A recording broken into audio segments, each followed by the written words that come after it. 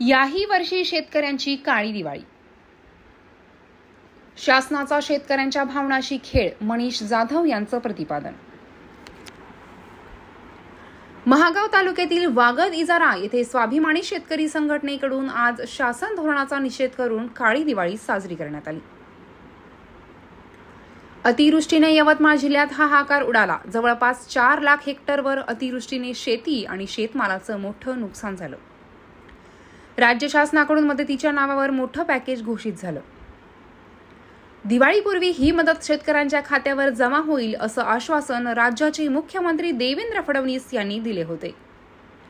पण दुर्दैवाने हे त्यांचं आश्वासन वांजोटे ठरलं आणि अतिवृष्टीने आर्थिकदृष्ट्या उद्ध्वस्त झालेला हताश आणि हतबल शेतकऱ्यांची दिवाळी काळी दिवाळी झाली. शेतकऱ्यांच्या यवतमाळ जिल्ह्यात शेतकऱ्यांच्या आत्महत्येचे सत्र थांबता थांबेना. मात्र असंवेदनशील शासन शेतकऱ्यांच्या दुरावस्थेकडे दुर्लक्ष करत आहे. मागील 9 महिन्यात 274 दिवसात 299 शेतकऱ्यांनी यवतमाळ जिल्ह्यात आत्महत्या केलेली आहे. सर्व शेतकऱ्यांनी शासन विरोधी घोषणा देऊन परिसर दणाणून टाकले. काळ्या पट्ट्या बांधून काळे झेंडे मुख्यमंत्र्यांच्या नावाने दाखवून शेतकऱ्यांनी महायुती शासनाचा निषेध करण्यात आला.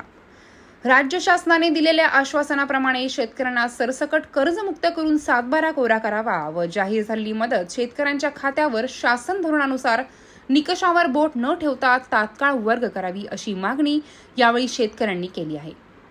हे आंदोलन शेतकरी नेते मनीष जाधव यांच्या नेतृत्वात झाले. यावेळी शेतकरी मोठ्या संख्येने उपस्थित होते. मराठी 9 न्यूजसाठी सचिन उमाळे, महागाव.